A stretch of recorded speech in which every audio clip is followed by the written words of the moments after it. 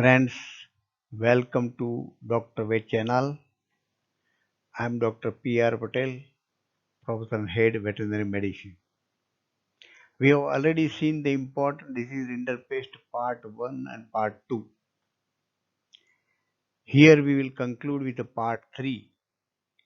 In this part 3, we will see the lesions, diagnosis, differential diagnosis, treatment, prevention, and control of rinderpest. Rinderpest is eradicated from India, but it is an important viral disease. It may come again, re-emerge at any time. So our veterinarian must be very much careful about this rinderpest disease.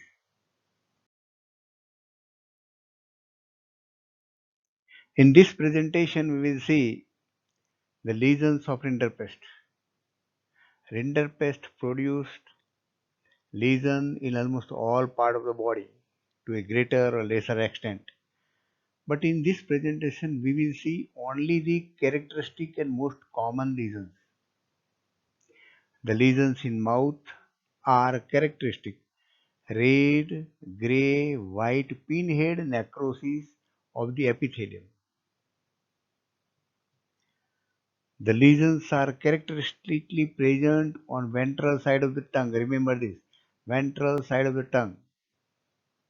Inside the lower lip, again remember characteristic, inside the lower lip.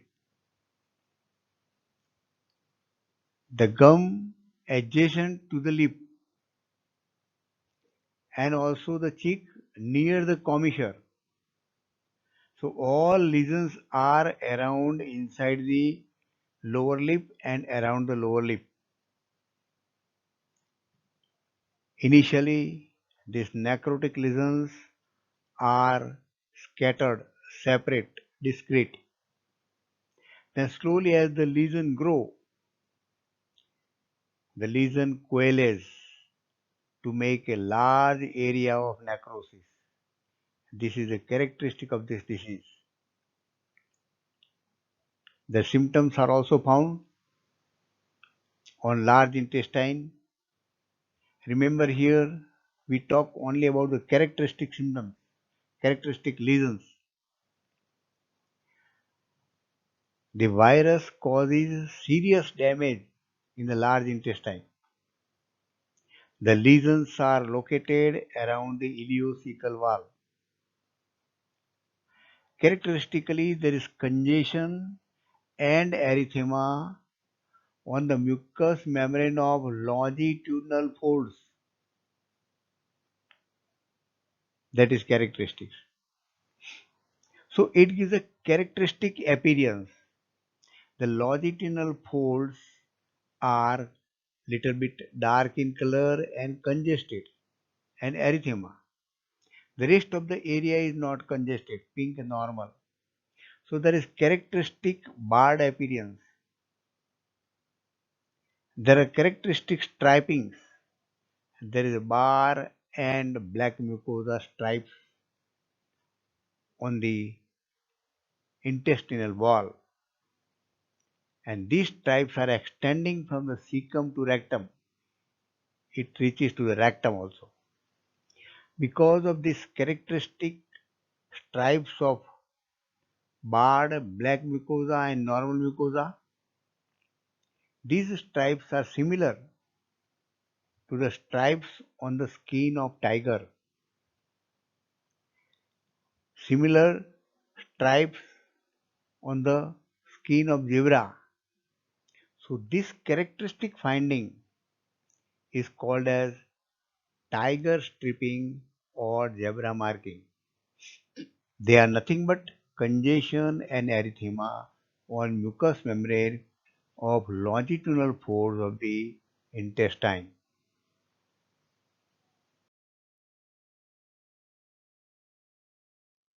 We continue lesions here. There are intranuclear and intracytoplasmic enclosed bodies in lymphoid tissue and epithelial tissue. The virus has got affinity to lymphoid, and epithelial tissue. So these inclusion bodies are found both in nucleus and cytoplasm. There is syncytia is observed. Syncytia is a large multinucleate cell that results from fusion of multiple cells, and these multiple cells are unicellular to make a one big multinucleated large cell, that is a syncytia. The respiratory organs shows the crust formation on muscle and external nerves. There is congestion and erosion in larynx and trachea also.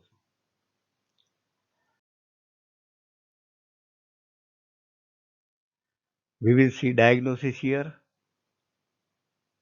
The basic thing is that there is a history of outbreak. We have seen characteristic clinical signs.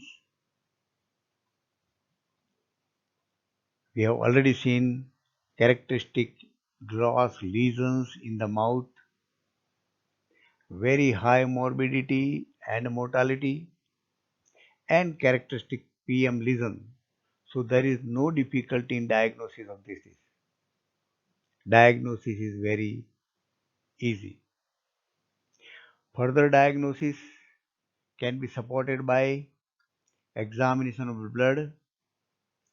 There is marked leukopenia at the peak of infection because the virus affects the leukocytes. Later on, there is marked neutrophilia after several days of onset of symptoms. It is natural thing. Examination of stained impression smear of epithelial cells shows two characteristic things: intranuclear inclusion bodies and intracytoplasmic inclusion bodies. On staining of this, there is a eosinophilic inclusion bodies in the nucleus. There is basophilic inclusion bodies in the cytoplasm. So this is also confirmation of the disease.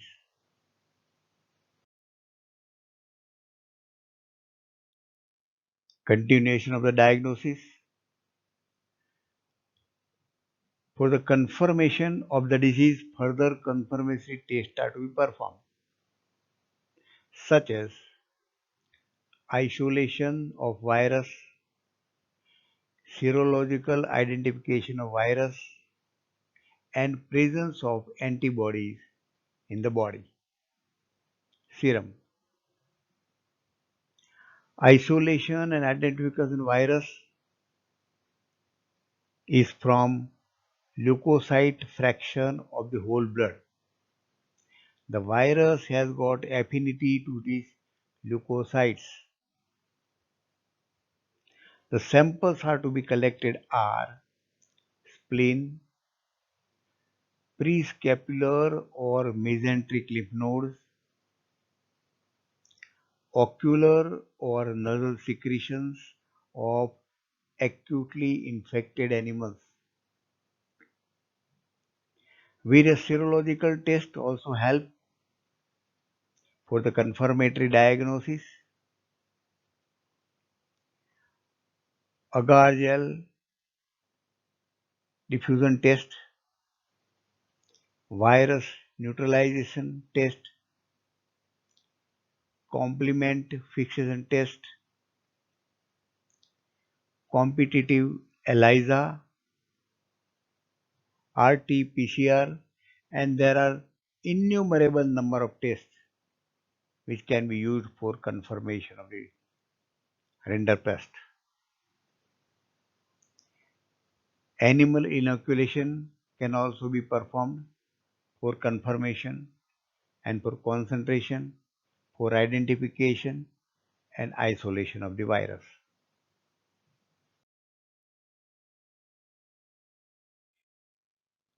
We see here the differential diagnosis. One or more symptoms of this acute rinderpest match with several other acute diseases. These diseases are required to be differentiated from rinderpest. Characteristic symptoms: isolation and identification of virus, various laboratory tests, clinical findings, and characteristic necropsy finding differentiate rinderpest from these diseases. The diseases are required to be differentiated are hemorrhagic septicemia, foot and mouth disease, mucosal disease, bovine viral diarrhea, malignant catarrhal fever, theileriosis, trypanosomiasis, blue tongue. Some of the bacterial and these protozoal viruses, protozoal diseases also occur simultaneously as a concurrent disease with the rinderpest. So again there is further confusion.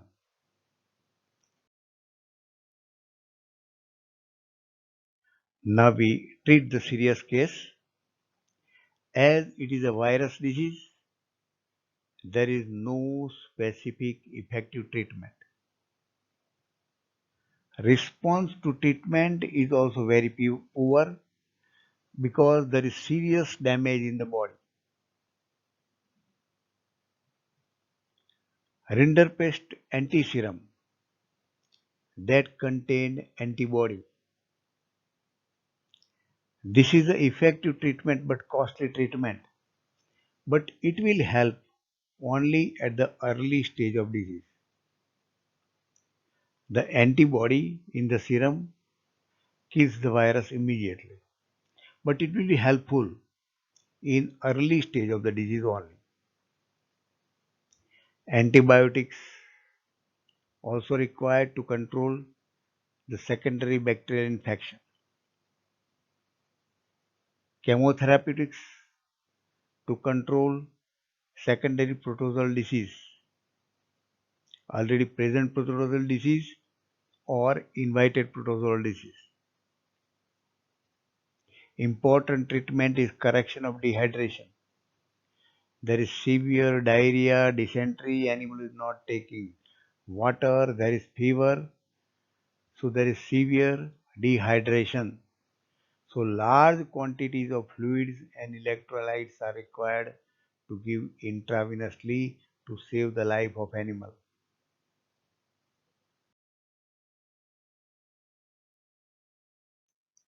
Treatment of diarrhea.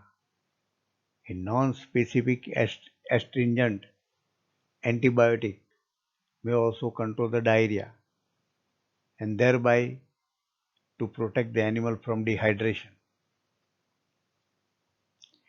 Take care of the mouth lesions by applying various antiseptic solutions, antibiotic solutions, or various mouthwashes. In fever,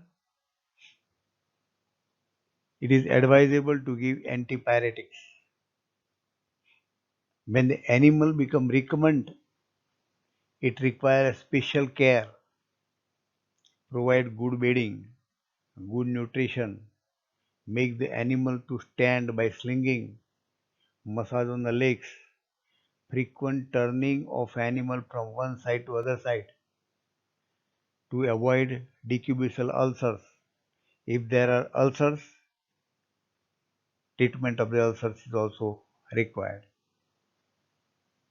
As there are painful lesions in the mouth, soft diet and diet must be nutritious to fight against the disease and to recover earlier from the disease and to regain the health. Nutrition diet is a must. Other whatever the symptoms are observed, give the symptomatic treatment and a supportive treatment to make the animal more comfortable and good life.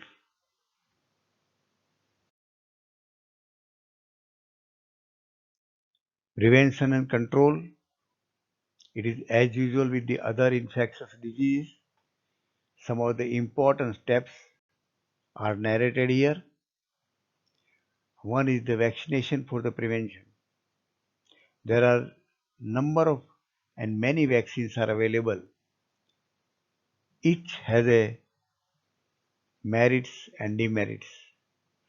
But we are not carrying out vaccination nowadays because the disease is eradicated from India. Appropriate quarantine and isolation measures are to be taken. Separation of infected, in contact, and suspected animals from the healthy. When the animals are coming from other areas, it requires strict quarantine for specific period.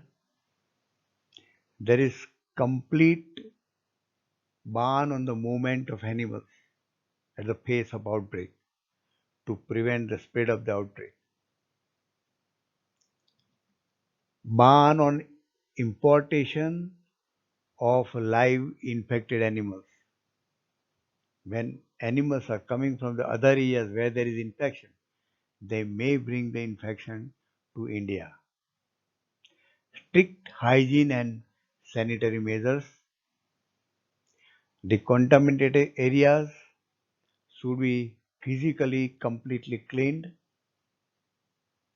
All animal wastes and soil beddings are treated with appropriate disinfection solutions. Solutions of caustic soda and Lysone have the highest virucidal activity against the virus contaminated with organic matter. So remember these two solutions of caustic soda and Lysol. It has a virucidal activity.